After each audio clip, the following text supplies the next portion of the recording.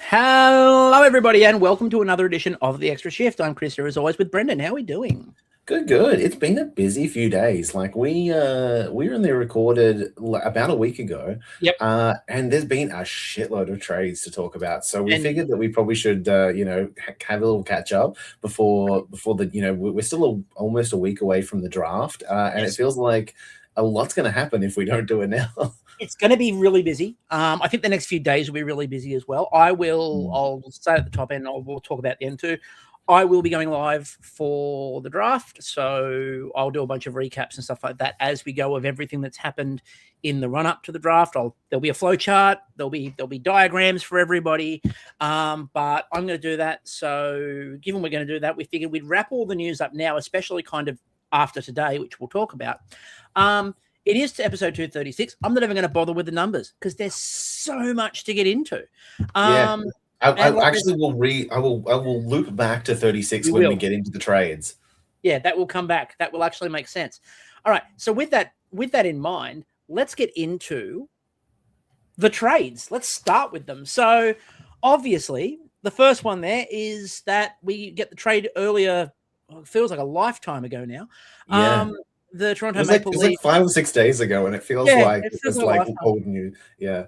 Back a long time ago, like we only just had Stanley Cup champions, as opposed to they just had their parade. So we get Toronto end up with Samuel Ersson, Emile Andre, and a 2026 third round pick from Colorado for Joseph Woll and Simone Benoit. Now, interesting trade. The conversations that have come out from insiders around this one is fascinating because the Flyers sort of went to Toronto knowing that they've got this glut of goaltending at the moment. Obviously, they have had one of those goaltenders and apparently told Toronto in no uncertain terms, no, thank you. Anthony Stolarz will not be coming here, which left them with an option of Dennis Hildeby or the contract expiring and will need a extension, Joseph Woll. So they move off Woll. Yeah, that was an interesting one. I think that's the surprise of the trade for me, because it felt like Woll was kind of the guy who had the most, the most faith amongst like a bad batch of goaltending. Like of all of the options that Toronto had available to them, he seemed like the one that people had some faith in. So I'm a little surprised by that they decided that Ersson was, a significant improvement for them. I would be a bit stunned, to be blunt, if Ersson starts the year in Toronto. I feel like they're going to flip him to somebody else for picks, late picks, because he was, to be blunt, abysmal in Philly, and they had decent goaltending on one end, and then Ersson was not good. So I feel like the Leafs needed to get something back for Joseph Woll. They're trying to create some cap space, and we'll talk about why they were trying to create cap space and make sure they had some extra space in a minute. But I understand it from the perspective of if you are trying to manage a cap and you think that, and I would expect that Joseph Woll probably had a fairly high ask compared to what Toronto wanted to give him. Yeah, I think that they actually haven't even committed to signing Ersson, who I think is a pending RFA. I think that they may not qualify him, and he may become a free agent. So it is obviously, just about moving off Woll, and I wouldn't be surprised if we see another goaltending. Well, they're both in the future. Both pieces are RFAs. Like Emile Andre is an RFA as well. Yeah, Emile Andre, by the way, wears 36. So there we go, tied into the episode. I don't know whether he will in Toronto or whether he will wherever he ends up. But Simone Benoit feels like a bit of a throw-in. Simone Benoit is bottom pairing D that makes his way around the league. Yeah, I think that's probably to make the contract amounts work. So forth. I feel like there was a lot of this trade. I feel like was. Yeah, I think a lot of it has to do with Woll and what his contract ask was, and the idea of you don't want to let Woll sort of, hold the team over a barrel and then get them into they just so they want to move off him. I also think that Toronto's probably going to be in on one of the goaltenders that comes up. Like I feel like they might try to get a Bobrovsky deal done, for example. I feel like they are a prime candidate for that. So I think it will be intriguing to see in what direction this all goes. But Yeah. The only thing that Toronto will probably hang on to guaranteed is a third round pick. Yeah, well, I think there's really not a lot of great options for them at goaltending. Maybe there's still a trade to be made or whatever. I'm terrified of that next Bobrovsky contract because he's 38 now, and I think I've heard that he wants term. It could be anything. This is the thing. Bobrovsky could ask for term but no money, or he could ask for money and term, or he could ask for money in like 1 year. And I don't think where. I think it depends on where. Like if it's a contending team, I imagine that the ask is probably a lot lower. Oh, you mean so when he asks to go to Vegas? Yeah. And he'll ask for like 975 for a year. Because everyone plays for 3 teams and he's playing for one of them now. So he's only got a couple of other teams he can move to. But that's the law. I think Toronto are going to be in on one of the goaltenders that is a free agent or a team is trying to jettison. I mean, I wonder if they do something silly like try for Stuart Skinner or try for Tristan Yari even and like rescue Edmonton out from under that, coming up with this idea of there's a player in there somewhere. I mean, they did it with Matt Murray and it didn't work out. It didn't work out. Well, Matt Murray was the move. That was the move. They can collect all of the previous Penguins goalies. I don't know, again, and I think this is one of the interesting things with this Toronto front office is you don't quite know what they're thinking. Yeah. I mean, if you want another ex-Penguins goalie, Stuart Skinner's a free agent as well. I was going to say Stuart Skinner's probably next up on the list there. We'll come back to Toronto in a minute because they make a bit of a comeback, but we're doing this sequentially. So let's go into the next trade, which is the Colorado Avalanche. Magnus Kroner, 2026 third and a 2027 third for Ross Colton and Isaac Potch. So, sure. I mean, Ross Colton is the big piece of this in terms of like an impact player and so forth. I think. Can I just say, by the way, Ross Colton is thrilled that you just called him an impact player. I mean, look, I like Ross Colton as a depth guy, but I think that probably there's an element of Colorado no longer kind of having the luxury of being able to pay him. I think $4 million. Yeah, it's $4 million. 4 million. Yeah, I was going to say. I think he's in that kind of mid range. Look, he's fine. I think he'll do probably well on Nashville, where he'll fit kind of right into the middle of that lineup.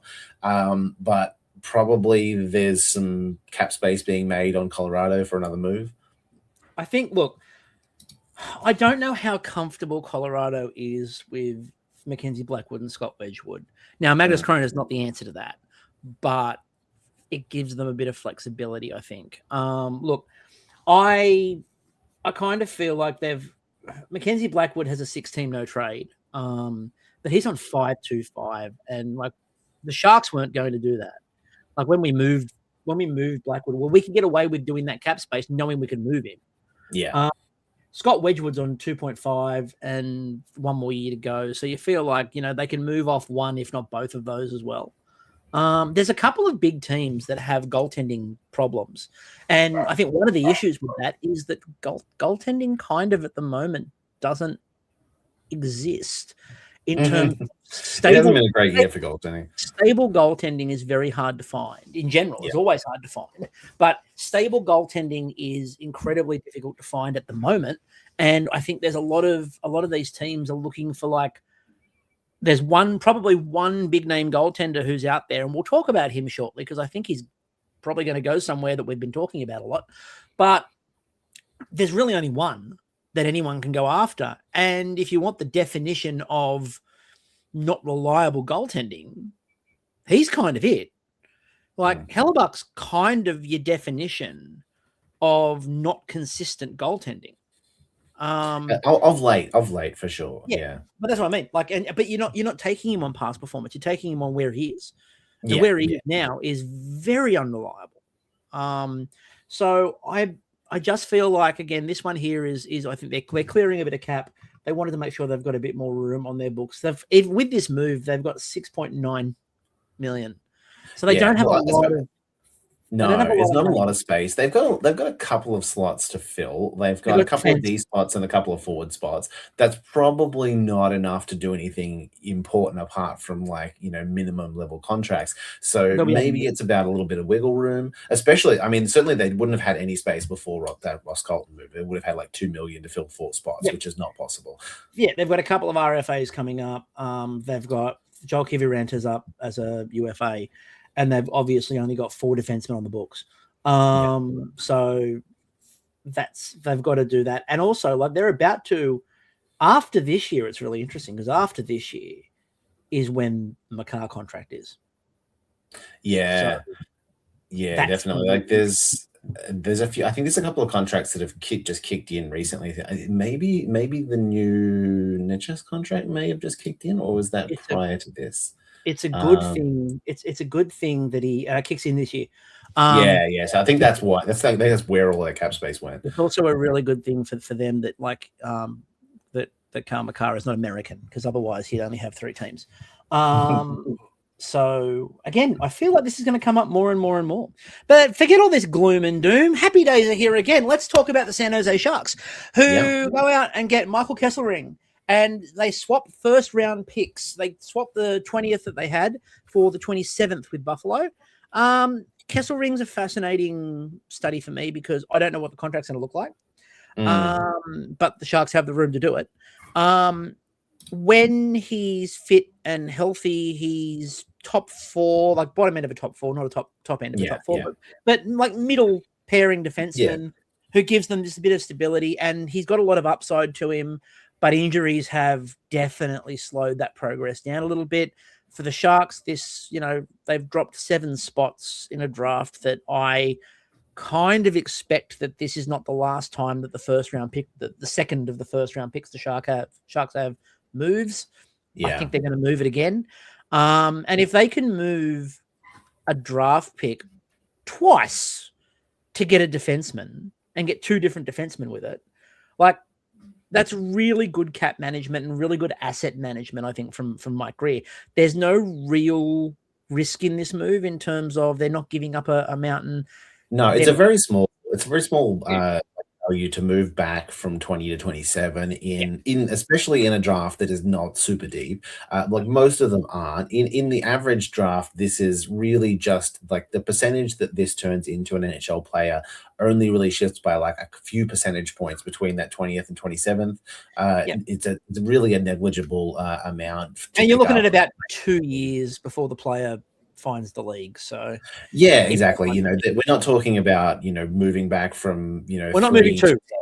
You're moving 7 picks back is very different between the top of the draft and once you start to get towards the end of the first round. Like there's not a big difference between the 20th pick and like the 30th pick, really. Like or just outside of the first round. If we move 2, everyone will hear it. But I think if we move 27, I'll be thrilled because I would suspect that's another defenseman. So I think Mike Greer is trying to use the assets that he has effectively and efficiently. And, he knows what he requires out of this draft. He knows what the Sharks need to look like on the back end. Everyone in the organization knows what the Sharks need to look like on the back end. I feel like there's been a lot of people talking about the Sharks will move 2. I don't think the Sharks are moving 2 unless they get a payday for it. And even then, I don't think the Sharks will move beyond 5. Like, I feel like if the Sharks move, I don't think they go any further back than maybe 5 because one of the defensemen will still be there. So, like, the only way they're still there is if a team feels like they've got to jump in front of Vancouver. And I think at the moment, Vancouver's in a really good spot because Vancouver will be sitting, and we'll talk about this more when we talk about the draft, but Vancouver is at the moment sitting, waiting to see what the top 2 do before they make a decision because their decision could be made for them. And there was conversation today that came out where basically it was said that they now don't think that Vancouver is looking at Malhotra with 3. So I would suspect that's because they think the Sharks might go defense. And if the Sharks go defense, they'll go Stenberg. But we'll see. We'll talk about the draft more in a minute. But I think, look, this is good asset management from the Sharks. And for Buffalo, they get something, this is an expiring deal. They were probably only going to get a 4th round pick maybe, or a 5th round pick maybe. We'll talk about it in about 3 seconds about what an expiring contract is worth. But realistically, they move up 7 spots in a first round. Like that's not bad by Buffalo. And probably for Buffalo, they look at it and go, it gives them trade flexibility, but it also gives them flexibility if they would like to jump up a little bit further. So if a defenseman, say, for example, starts falling, or if Stenberg or Maholtra start falling really far down the list for some reason, that will be a better asset to jump up and grab something. Yeah, you can start to hop step and you can use that. They've gone from 27 to 20. They can get up to 15 or 14, and then maybe use that and something else to get higher if they want to. So there's staggering use of picks.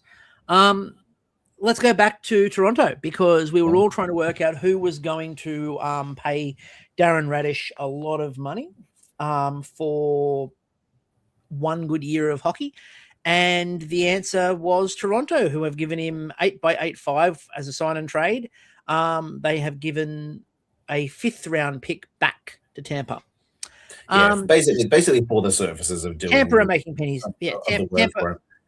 Tampa making pennies on the dollar so that Toronto can get an 8-year contract done. Yeah, it's interesting. Obviously, the reason for this, rather than waiting a few weeks before he's a free agent, is that it means that they can sign an 8-year deal rather than a 7-year deal, which brings the AAV down slightly. I imagine probably his ask at 7 was probably a little bit higher. Maybe it was 9.5 or whatever, and an 8th year brings it down to 8.5, which is more stomachable for them.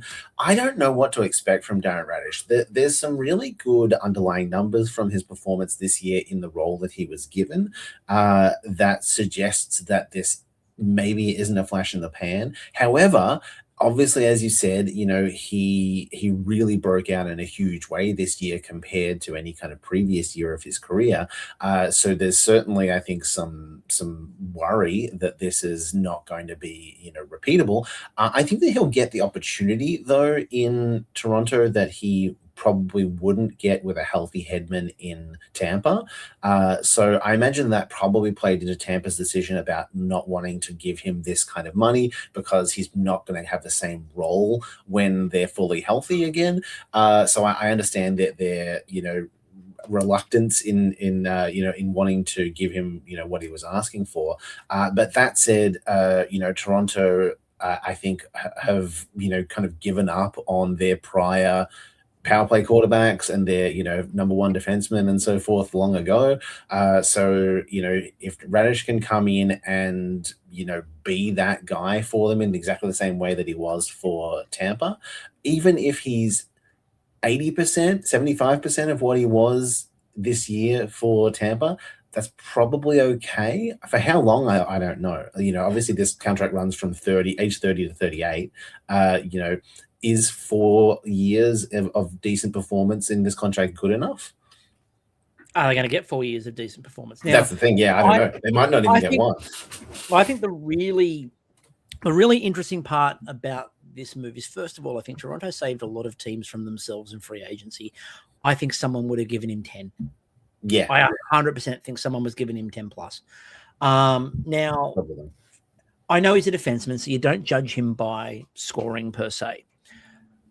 But he did legitimately basically double his entire career points in 1 year. Yeah. I had him in fantasy in a couple of different leagues, and it was fantastic. He had 70 points this year. He has 143 over his career. The interesting stat, and this is something that I did hear a lot of Tampa fans talking about when Toronto fans were talking about landing Darren Radish, was he had 72 penalty minutes this year. Toronto fans are sick and tired of a team that gives up really bad and dumb penalties. And having a defenseman who went from 14 penalty minutes the year before to 72 penalty minutes last year probably concerns them greatly. And yeah, I mean, part of that is definitely usage. I mean, I get as you play how's he tougher, going to use you're going to Toronto? take That's more the thing. penalties, but it's a big jump for sure. Like, he went from 6 goals, 31 points, 37 total points to 22 goals, 48 points, 70 points. A big part of that obviously was his big shift in power play time. He went from last year being 1 minute 39 on average on the power play to being 3 minutes 32. So obviously, getting full, going from like second power play, maybe a little bit of first power play to, fully the power play quarterback. That's obviously a big part of it. But I mean, look, he's thrived in that role. Maybe that's something. The penalty minutes, yeah, okay, I get it, but I don't know. I'm not that worried about it. And I mean, deployment. You talked about, it was how he was deployed and how he was used. I mean, he's going to be the top line defenseman in Toronto. Like, he's on their first pairing. Doesn't matter who else they get. He's on the first pairing. So, like, are we prepared to see in Toronto? Like, are they prepared to see at least another 3 to 4 years of top line pairing defenseman Darren Radish? I'm interested to see how that goes. I will say on the penalty thing, he did still draw more penalties than he took. Yes. So like that's usually kind of all you can ask for.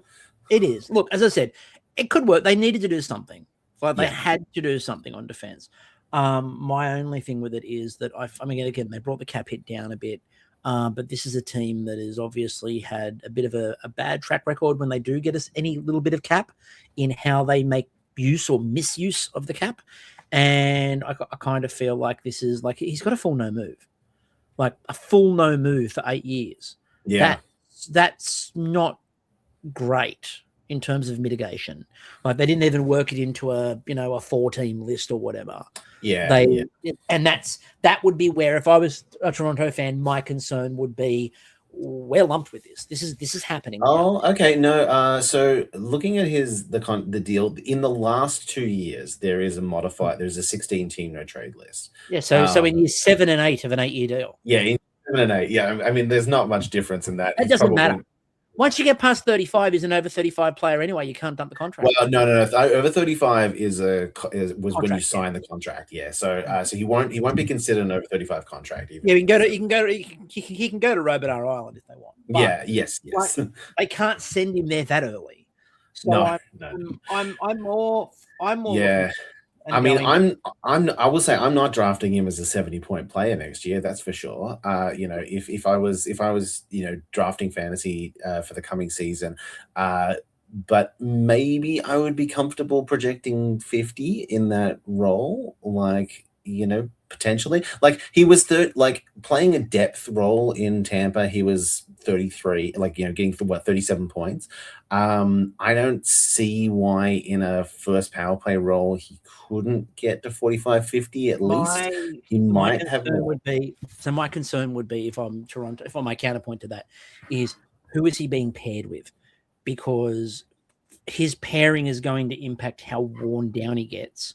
And I feel like they're going to move Morgan Riley. I feel like that's in the works. But they've still got Jake McCabe. They've still got Tanev. They've still got Larson. They've still got Carlo. Yeah, obviously it's a different environment in Toronto than Tampa, and we'll see how that plays into it. And we'll also talk in a minute about who's going to be deploying him, because that's a whole other conversation. But let's move on, because there was a big move today. You're all here to talk about it. We're of course talking about Mackie Samasevich, who has gone to Seattle for the first round pick, Tampa Bay 25. I feel like we'll be talking about that again very shortly, and a conditional 2027 second. It's that they get so the Seattle Kraken have Winnipeg and Columbus's second round picks. Florida will get the higher of those two.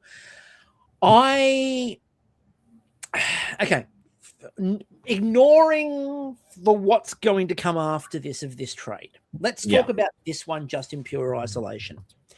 That is a massive gamble from Seattle for a player who there's a lot of hype around, but is not really given any reason for that hype.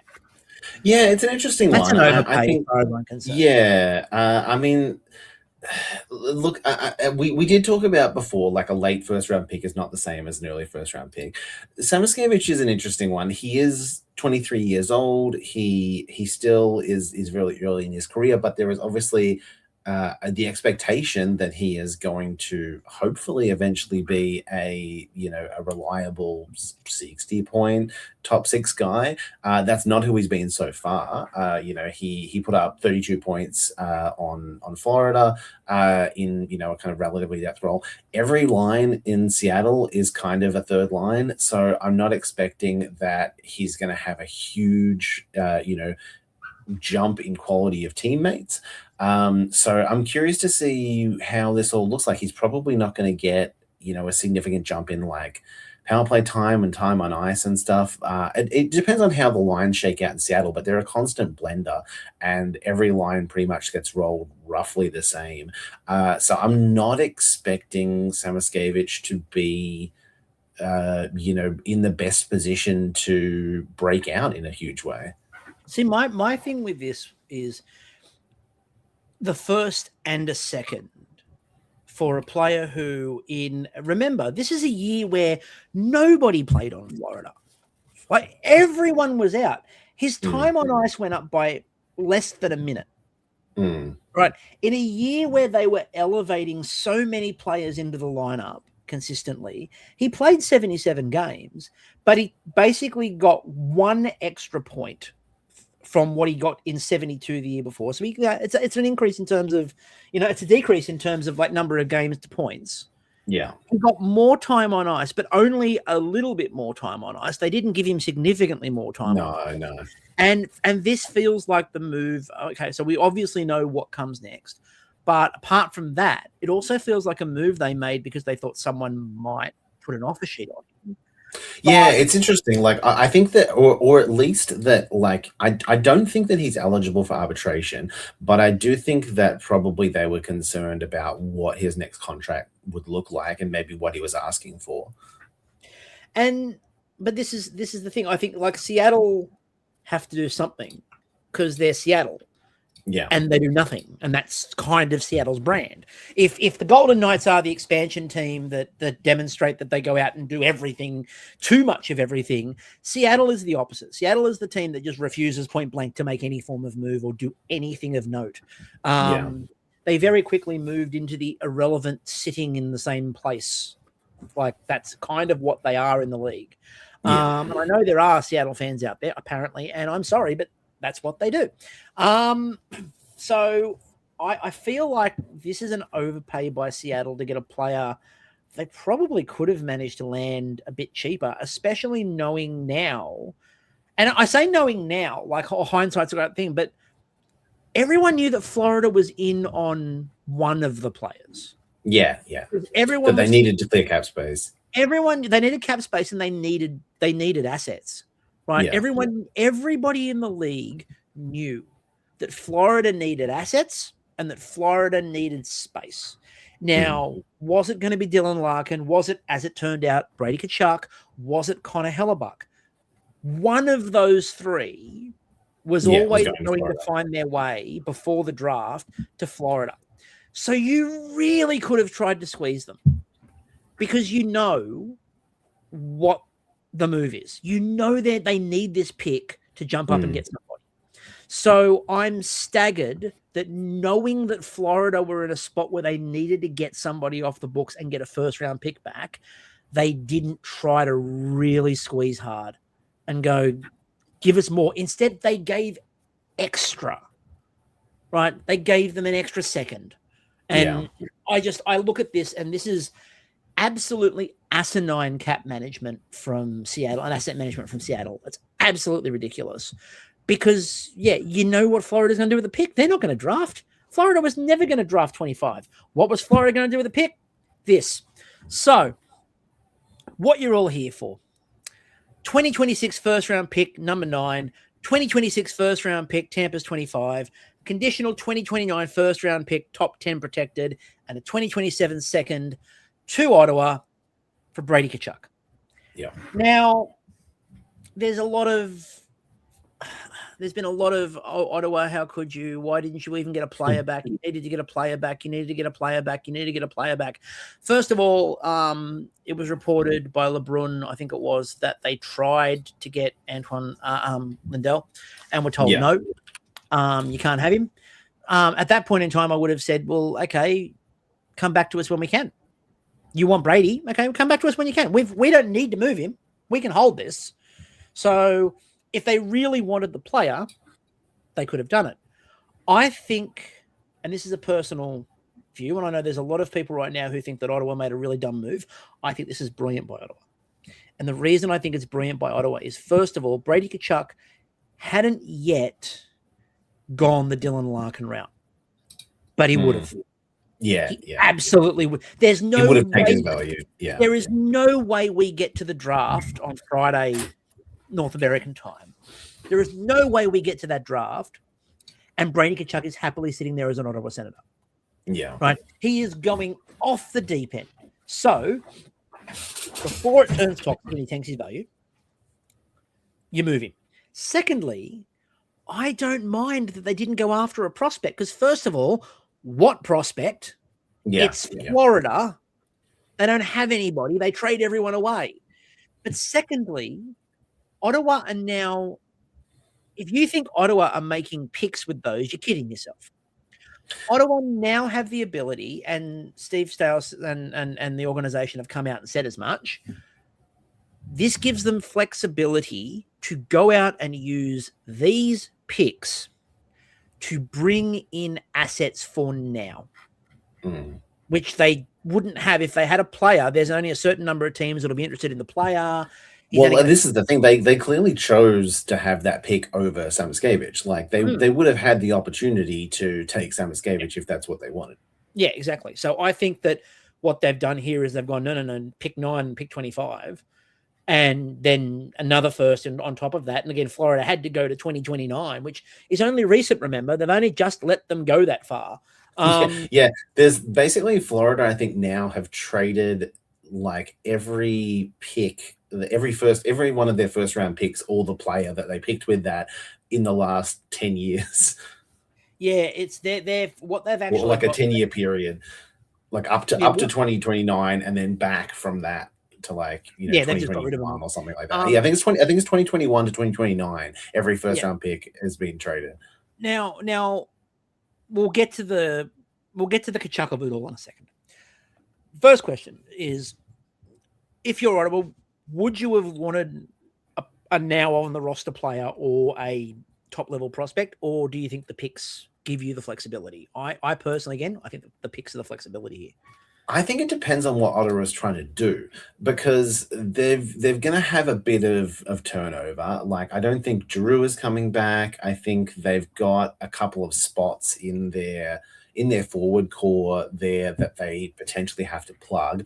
I don't know whether they go out now and get Dylan Larkin, if that's enough, or if they go and make like a different trade for an available forward. Like they could add a Raquel or a Rust or someone who's available, who's a top 6 forward or whatever, easily and fill that gap. Is that enough for them in the position that they're in? I don't think that they're wanting to move into like retooling or rebuilding. Whatever. I think that they're still wanting to compete. They have a core that's 23 to 26 kind of age bracket. This is their time where they want to try and compete. I'm curious, like if they can find a way to obviously there's the theory that they want to go out and try and get Jason Robertson. It sounds like he doesn't want to go there, but which I'm not shocked about. I think that's the tricky thing with them in free agency and stuff. It's the whole thing of like no one wants to go to Ottawa, but if they have or sign a contract in Ottawa, but if they have these picks that they can trade for a player without trade protection who has no choice in going there, then can potentially get a impact replacement for Brady Tkachuk. See, I think the theory doing the rounds about Jason Robertson, I think on one hand, that's going to be a hard one to do. On the other hand, they can offer him a very large contract on an offer sheet. and they have the picks. Which they might still, and they've got the picks. And that was so. What I saw, said David Pagnotta put it out there, and a lot of people were like, "Oh, that's he talks a lot of crap. That's not going to happen." And I said, first of all, I don't think it's about the fact that is that trade going to happen or not. I think it's the fact that this is what they've already signified they want to try to do. Tells you where the club's going, first of all. But second of all, it was the fact that he said at the end of that tweet where he said they're going to go out and try to get Jason Robertson. And they went, and if they can't land him via trade, they think they're going to get him on the back of an offer sheet. They could literally just break the bank and make a ridiculously large offer to Jason Robertson on the offer sheet. See if he signs it. Well, the interesting thing is, I'm just looking at what they've got now, because when you offer sheet, it has to be your picks, from my understanding. It's their own picks. They've still got it. So it depends. Well, they do, but they don't have their second. I'm just having a look about the brackets about whether or not, because if they offer him.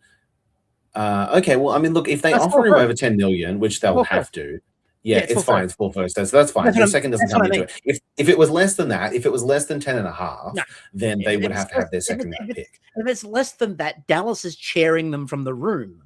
Oh, yeah, for sure. If he signs an offer sheet for 9-6, Dallas is going around and they're carrying the entire front office around for a week. No, got him under 10. But no, that's right. I just wanted to check the wording on it. But that makes sense. I mean, they certainly have expendable picks now, for sure.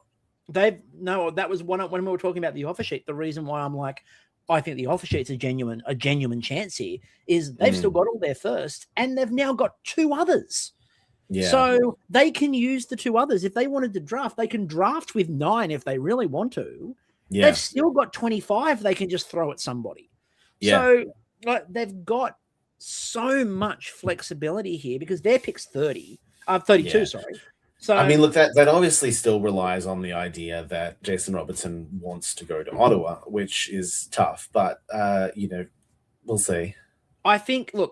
I don't think he does, but I like the fact that they've at least signaled what they want to do with it.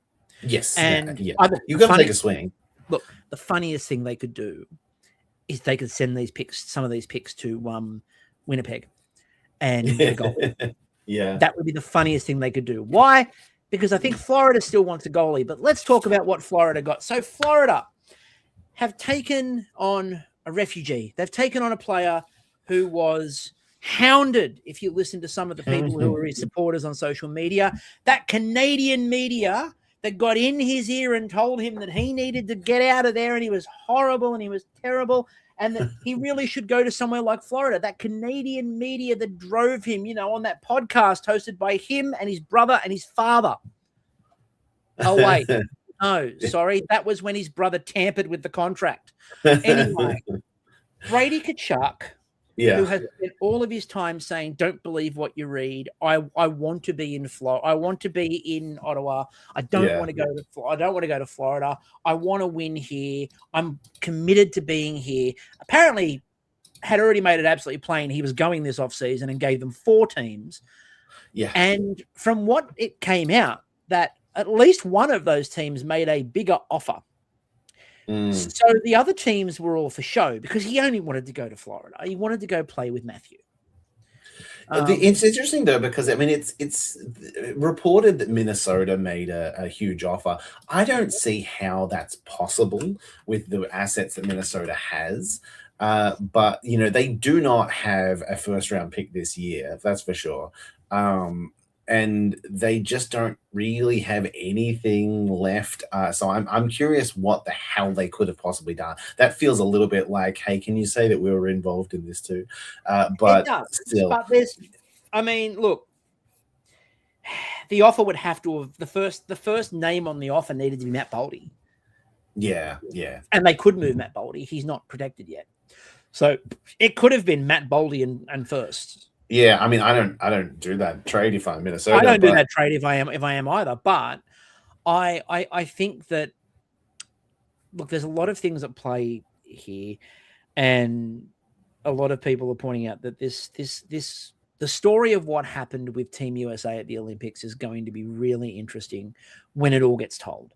Because it just feels like they all got in a room and they've all basically decided that everyone hates us, so we're just going to go and play for the same couple of clubs. Yeah. And obviously, with this one, there's more to it than that because of Matthew Tkachuk and Keith Tkachuk.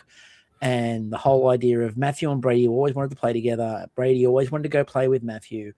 I think. Well, they clearly knew this was going to happen a little while ago because, as we talked about a week ago, they traded Ocliar because he made comments at the Olympics that he hated the Tkachuks. And now they have both of them.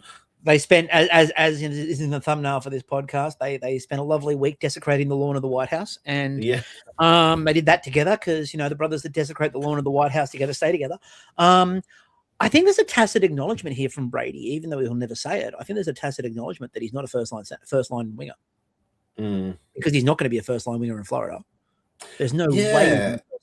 I will say that top 9 in Florida is. It's absurd now. It's absolutely absurd. But, and they've still got 7 million. And they've still got 7 million, but they don't have any goaltenders. Yeah, none. They've got none. It's gonna be like obviously all of their remaining cap is going to go to a goaltender, whoever that is. I did a bit of a breakdown today, and Hellebuck's doable. And all the conversation is that the Hellebuck is doable. They're only going to need to flip 1.5 million. That's realistically an Evan Rodriguez. So if they flip Evan Rodriguez as part of any deal, they send they send to Winnipeg. Now, my question on this, however, if you're the Jets, and I put this out on Twitter when everyone was talking about, well, now the next move is they're going to go get Hellebuck. Okay, if you're the Winnipeg Jets, what exactly are they going to give you that you want? Because they can't. Because they genuinely have nothing to give you. What are they going to do? Oh, would you like Evan Rodriguez? He's only got 1 year left, and no, not for Connor Hellebuck. So all that they have left is they've got seconds for this year, and then late rounds. But they've got 7 million. They've not really got anyone who can come off the books that you would move because they've already said Antoine Lundell was not touchable. So Antoine Lundell's not touchable. Evan Rodriguez is expiring at the end of next year, and that's not going to be but Boquist, Itulusanaran, none of these are needle movers. Nico Mikola at 30 is not a needle mover. Dmitry Kulikov is not a needle mover.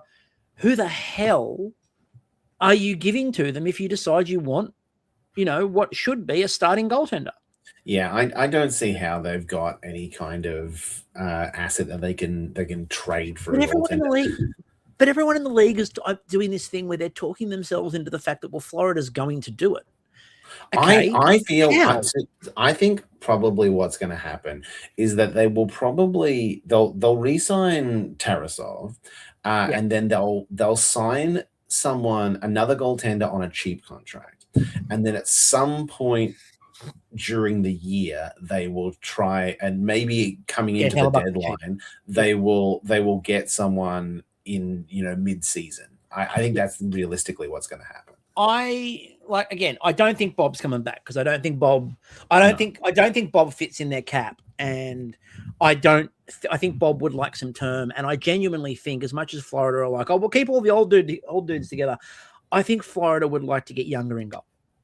I think that's one area they'd like to sort of stabilize a bit, because that's the one area, if you can cap control what's in net, and one of the problems they had early on, and it sounds weird to say problems when they won all the cups, but one of the things they had to work around was Bob's 10 million.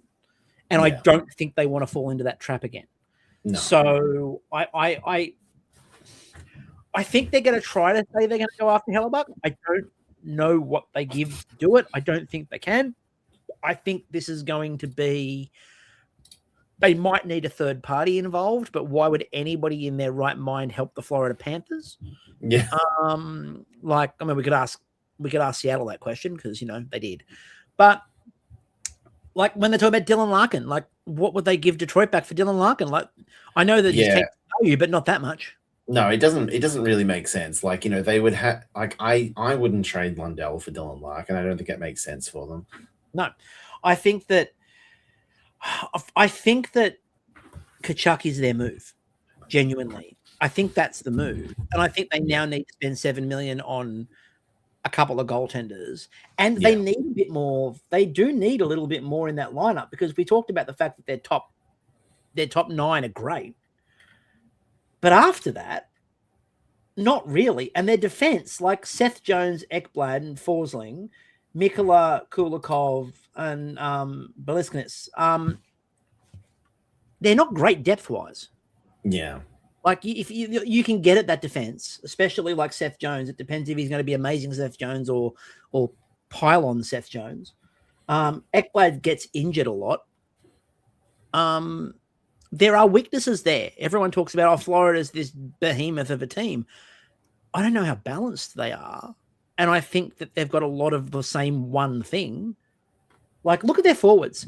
Florida's forwards, while they're scary, it's a lot of the same thing. Right? It's Tukachuks, like Sam Bennett, Brad Marchand. These are the same people.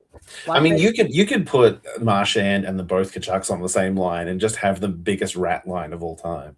Oh, that would be that would be a line that is out there to just get punched in the face. Yeah. That's its job. That line, it has one job and one job only, and it's how punched can you be? I think, as I said, overall, I actually think this is a good thing for Ottawa. They needed to get the Tkachuks out of the club.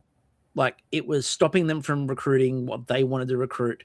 It was stopping the organization from moving forward, because it was always, well, what did the Tkachuks say about it?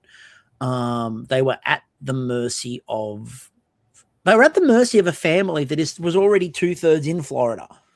Like, Keith's an advisor to the Florida Panthers, who keeps speaking about the Ottawa Senators. I really hope when they announce the Hall of Fame tomorrow that Keith doesn't make it. I really hope he doesn't make it. But it's going to be a fascinating year no matter what. I think long term, I think this will work out better for Ottawa, but I think they're probably going to have to go through a couple of months of people telling them they did the wrong thing. But I don't believe they did the wrong thing. I think they've actually done really well out of a situation that could have been horrible.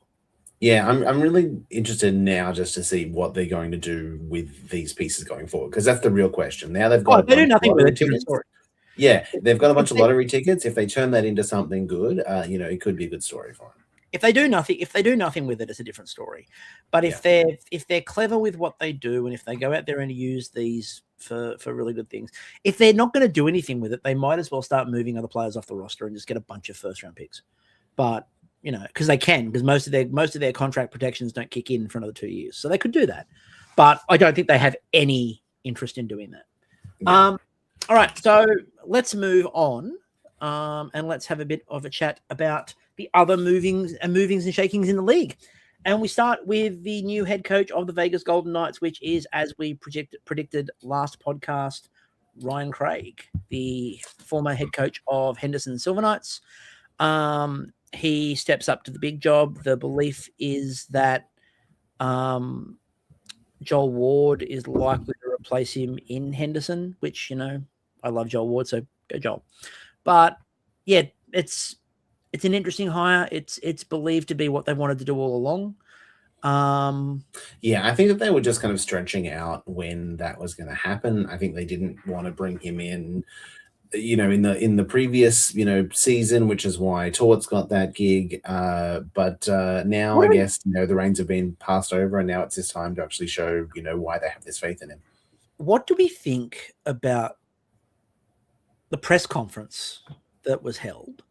Because the first thing of that was, first of all, it was basically them standing up and going, everyone's had a problem with us winning so much. That's why. And as someone... You all hate us because we're so great. But as has been pointed out by a number of people, we just do all this winning all the time. You've got one cup.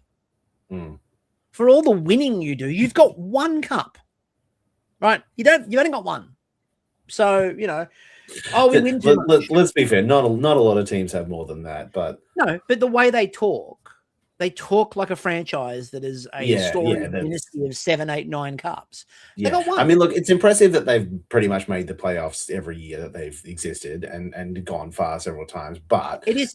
It is. I will also point out again, as somebody who lives in the Pacific, we've been arse. Yeah.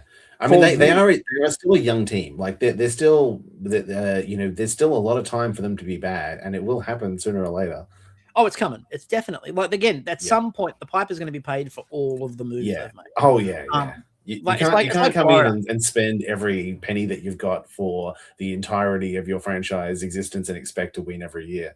Like Florida, we didn't talk about that with Florida, but like I think this is the last move of a team that's like we know that we're really aging out now, and like we've got to try something. This is it. Yeah, they've got a couple more years maybe of taking shots at it. They've got no more assets to do it with now, and everyone's protected after this year. So like they're really that top group you can't move them. So there's a lot of problems there. I think look, it'll be interesting to see how Ryan Craig goes with that team. Who knows how he goes with the personalities in that room. Speaking of how they go with personalities, the Toronto Maple Leafs scoured the world. They talked to Joe Pavelski. They talked to all sorts of interesting people and decided that Jim Hiller was the man for the job. This is a man who was an assistant to Mike Babcock, because if you can't hire Mike Babcock, you hire one of his assistants. And more importantly, it's believed that William Nylander and Austin Matthews were very big on this and like Jim Hiller. But as somebody pointed out, I can't remember what it was, someone in the media pointed out, the insiders were like, yeah, but when you're the good cop to Mike Babcock's bad cop, everyone likes you because you're not Mike. His most recent stint was a very depressing sort of run of mediocrity with the Kings. And when people are like, oh, but the Kings were really good. No, again, the Pacific was arse. You've got to remember that the Pacific has been really bad for a while now. And it's only this year that you've started to see Anaheim and San Jose start looking like they might do something again. So it's really is a situation where the Kings doing well, like they go, oh, they just happened to run into Edmonton. Well, yeah, and they were one challenge away from probably beating Edmonton the first time, and after that challenge, they never looked like it. They never looked like it. And in a regular season, they play some of the most bland, boring, white toast, white bread hockey you can think of. And I would have thought that what was supposed to be a forward-thinking group in Toronto would probably want someone that was going to be a bit more creative. This is not inspiring in any way, shape, or form. No, there's nothing about this that makes me think that they are going to be a more interesting team. I mean, especially like, if you look at like how poorly Austin Matthews has kind of performed in terms of his usage, in terms of like him having to play defensively, do all these things or whatever, that it really takes away from his major assets of shooting and scoring. I am not confident that this is going to help. I think Matthews is probably enamored by the fact that he was running the power play when Matthews was big on the power play. That's probably all he's thinking about is, I scored a lot of goals on the power play when Jim Hiller ran the power play. But like that, all he had to do there was go, you're the scorer, why don't you stand in positions and score? And like only Craig Berube would say to Austin Matthews, you know what I really want you to do is be a third line shutdown center. Yeah. And like the coaching change you need to make in Toronto is not that hard for Austin Matthews. It's, hey, Austin, go shoot. Yeah. Go shoot. Don't worry about defense. Your job's not to skate back and be the defensive center. Go score. Like, that's it. But it's not that hard. Toronto had some good news, though. The Marlies won the Calder Cup. As Sid Sixero will tell you, doesn't count. But look, they've got some decent young players. To be fair, a lot of the players who played for the Marlies in the Calder Cup final had been playing in the NHL for large swathe of the year. So, they probably had a bit more experience than a lot of the other teams in there. They had a lot more of those players. In terms of their development, I don't think it means the system's great. I don't think there's going to be a lot. And a lot of people have talked about the fact that this Marlies run don't expect a lot of these players to be like, Yeah, I mean, look, this isn't a bunch Cowan. of prospects that you haven't seen before that are going to break out and be fantastic in the NHL. This is a bunch of players who were already playing in the NHL who are still eligible to play in the AHL finals. Surprisingly enough, Easton Cowan looked fantastic. Yeah. What a shock. Yeah. Bo Yeah, Grew, who played NHL as their player looks good in the AHL. Bo Grew, who was their fourth line center for the last 15 games of the season, looked really good in the Calder Cup. You don't say. No. Speaking of the man we talked about before, Mike Babcock, because this is happening, folks. Oh God. Now, can I just say, this conversation is going to fall into a very similar pattern to the Carter Hart conversation, but in a different way. Because the Carter Hart conversation, we pointed out that he wasn't found innocent. They found there wasn't enough evidence for prosecution under the standard of proof, with a bunch of other things going on, but they found that his conduct was deeply immoral and all those sorts of things. Right? Mike Babcock was cleared by the investigation, but in clearing him, both the league and the PA basically called him made pretty disparaging statements. They called him the worst person to walk the league, basically. So the NHL said the league has completed its review of Mike Babcock's tenure in Columbus and a certain alleged conduct associated therewith. Our investigation has concluded that even in a light least favorable to Mr. Babcock, there is no current basis to restrict his employment in the league. That's a fantastic wording. Oh, and the PA added,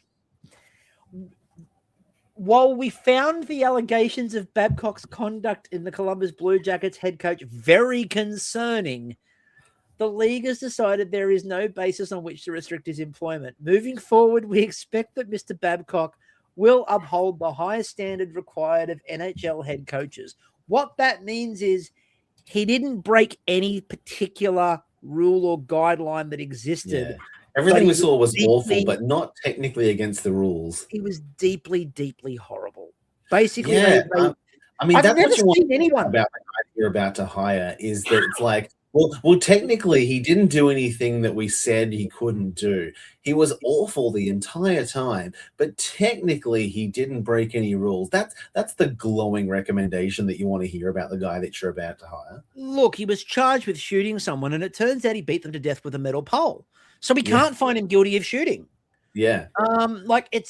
Therefore he's fine. It's innocent. The PA and the league making it absolutely plain that they wouldn't hire Mike Babcock.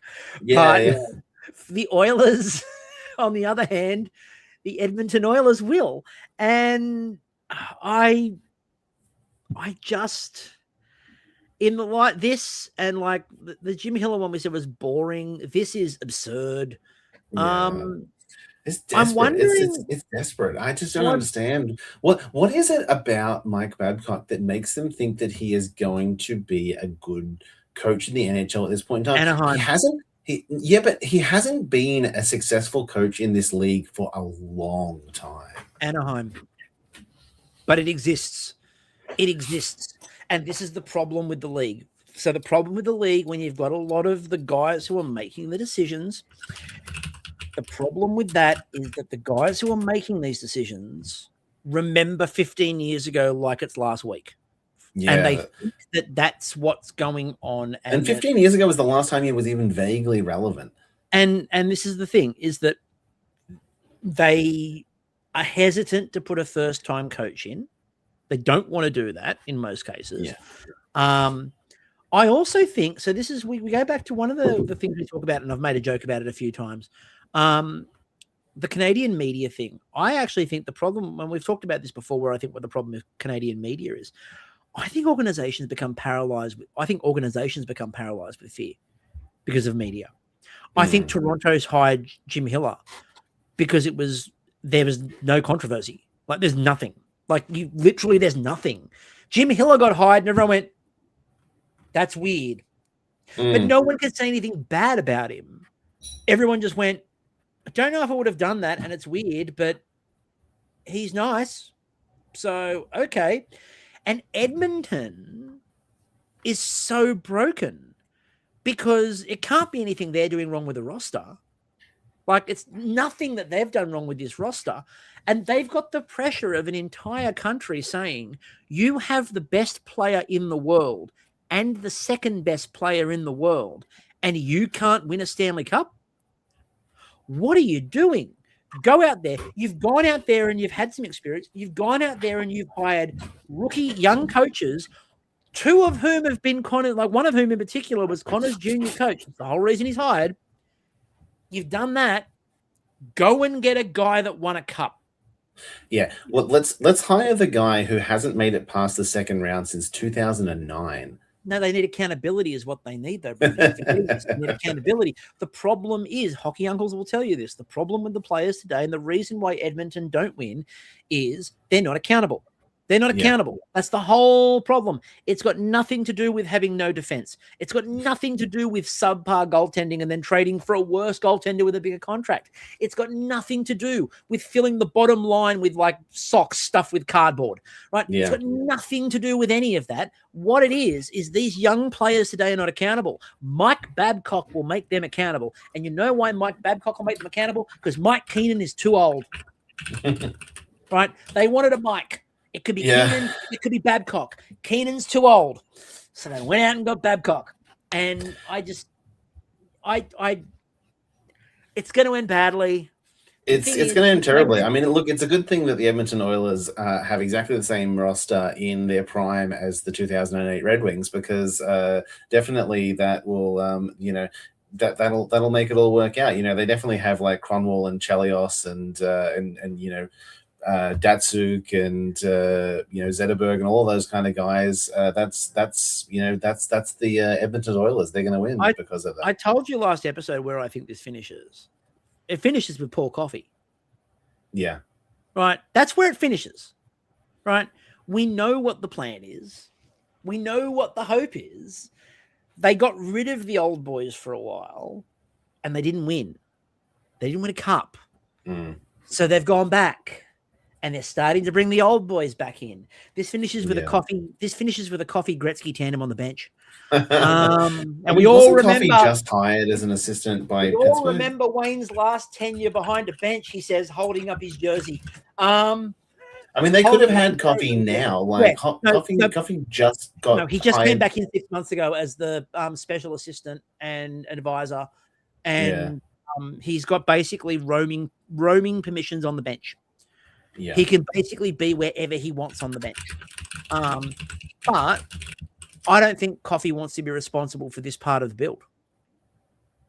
I think he wants deniability. So you get someone else to be there at the start of the year when the roster's constructed.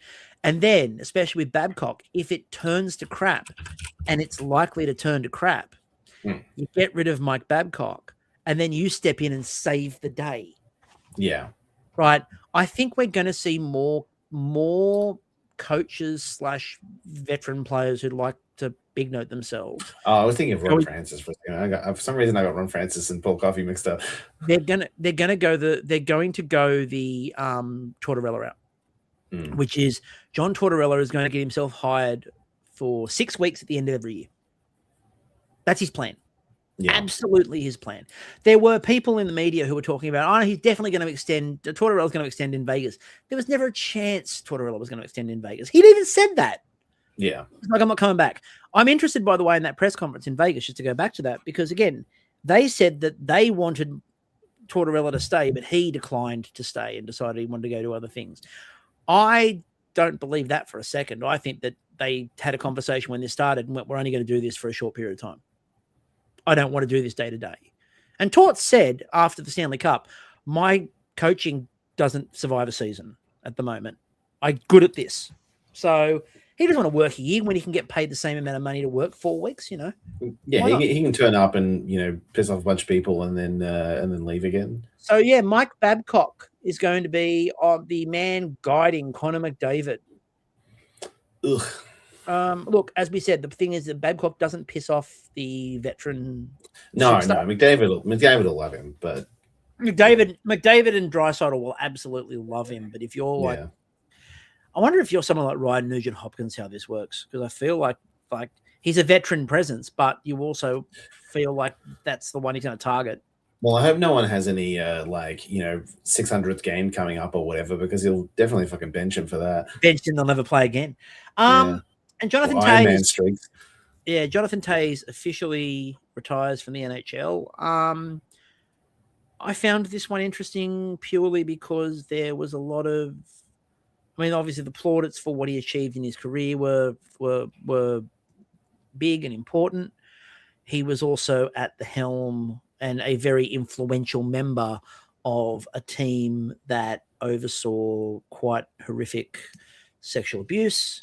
Yeah. And the team itself mocked Kyle Beach when rumors and stories got back. And rather than the team sort of looking around and protecting him, all the conversations are that the team picked him out and just made his life a living hell. And Jonathan Toews was the leader of the I mean, look, I've been full of the narrative that Toews is this fantastic, great leader for some time, but definitely I think that put a big dent in his legacy. It definitely did. I think, look, there was a lot of when they did. If you remember when they did the 100 best players in the NHL.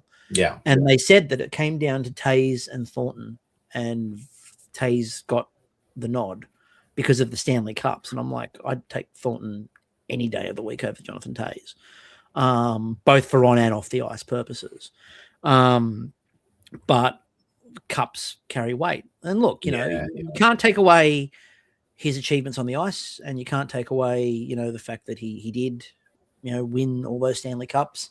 From an ice perspective, like I think it's it's somewhat of a testament to his will as an athlete, that given how much he was suffering with like long COVID and a lot of things or whatever, where he was struggling to get out of bed, that he managed to get himself back to playing an NHL season. Obviously, he was never going to be the player that he once was, and I think the player that he once was is overblown in a lot of ways. 100%. Beyond the his stats don't bear out anything close to it. No. Like I think that his like kind of grandeur as the kind of player that he was proclaimed to be is always going to be much bigger than the reality of the impact that he had on the ice. But props to him for managing to find a way back. But a spotty legacy, I think, at the end of his career. Exactly. And we'll finish up with this, because we're going to finish up with what's coming this weekend, and what is coming this weekend is, of course, the draft. So not very long away. It's 4 days now. Yep. So Saturday I will be live from about probably half an hour before the draft. I've got to look the times up, but it'll be half an hour before the draft. I'll be live, and I will sit here. Please come and chat. Please come and hang out. Please come and talk, gossip, do all those sorts of bits and pieces, talk about who you want to pick, who you think. I feel like we are going to see trades. I know we've talked about this and it never happens. This year feels like the most there are trades to be had, because there are some teams that will probably consider moving back. There are only a small number. Really, it's about up to 9. Sort of 9, 10 is kind of the group that everyone's like, there's the first 9 or 10 players we're looking at that are probably going to be ready to go. And then after you get to 10, it's a bit dark. I've just had a look there and realized that I accidentally put the Preds logo on St. Louis because I was really tired. They're all out by 1 after that. So the logo. Yeah, that's a shame. I did this in about 5 minutes, but yeah. No, it's impressive. Like, so long as you don't look at it too closely. Don't look at it too closely, because I got the logo. People will say it's AI, but the Jersey and St. Louis one is wrong, and yeah. I think given the fact that free agency is such a weak crop, I think that there is definitely going to be some incentives to have some trades this year, and look, hopefully during the real problem is that it all tends to happen like right before it. At the very least, I think we're going to see a lot of trades over the next like 3 or 4 days, if not actually at the draft. I think I think first is done. As much as people will try to tell you it's not, first is done. Yeah. The fun starts with the Sharks. And look, I always say that anyway, but the fun starts with the Sharks, because San Jose could keep that pick. They could pick. Now they could go and get the defenseman that everyone's talking about, which is likely to be Chase Reed. They could go get Stenberg. I don't think they're going off and getting any other forward. I think it's either going to be one of about 3 defensemen, or it's Stenberg, or somebody makes the Sharks an offer to slide. I think the other interesting one, as I said, is that apparently the rumor coming out of Vancouver now is they're not going to go Caleb Malhotra. So if that's the truth and they're not going to go Caleb Malhotra, I think Vancouver sit there and wait to see what's available. I think if Stenberg's there, they take it. I think if it's a defenseman, I think they might wait a bit more to see. I suspect that if it's a defenseman, they might slide a couple of picks back. I think it all depends on what it looks like San Jose is going to do it too. If San Jose is not taking Stenberg, someone will probably jump. If they can, like if someone's willing to move, I guess. But yeah, there's a good chance it's going to shuffle around a bit. Yeah, and again, I also think that there are some of those later picks that you will see move. Like I think, again, I will be surprised if San Jose picks someone with the 27th pick. Absolutely shocked if they pick someone with the 27th pick. I'll be shocked if Vancouver used the 24th. I think Vancouver, like the Sharks, should be looking to shift it. Like I think, I mean, I wouldn't be surprised if the Penguins move out of the first round too, or if they. You got Kyle Dubas, of course. He's that's absolutely his MO. Although he may pick someone that no one expects, and look, it worked out well with Kendall. So I'll give him the benefit of the doubt. I need to go through the draft before Saturday and have a look at who's from before our Saturday our time and look at who's from Sault Ste. Marie. Yeah. Because once I find the Greyhound, I know who he's picking. Look, please join me on Saturday morning. It'll be a long, lonely shift if no one's there, but I'm going to be there anyway. Because I need to talk through whatever the hell San Jose decide to do, and I don't know what they're going to do, but they're going to do something. So it's going to be a big one. Please make sure that you join us. I'm looking forward to it. I think it's going to be good fun. So that is going to do it for tonight. Thank you, everyone, for watching. Thank you, everyone, for listening. Remember to like, subscribe, share, tell everybody. It really actually helps us out. We're making a couple of adjustments in terms of like the YouTube channel, the thumbnails and stuff like that, and the videos are moving because when we do these live, it stays in the live tab. I'm going to make sure they all move over to the videos tab to make them easier for you to find in the future, but they're all there. So you can watch us, you can listen to us, you can share them around with your friends. I will be live for the draft on Saturday morning. Brendan won't be, but I am. Yeah, I'll be around. I may drop in or something. But I don't know. It's like he's got. Yeah, I haven't got particular plans to be there the whole time. His general manager's not going to be drafting. Doesn't matter. That's right. I've got nothing to look forward to. Exactly. But we will catch you all later. See ya.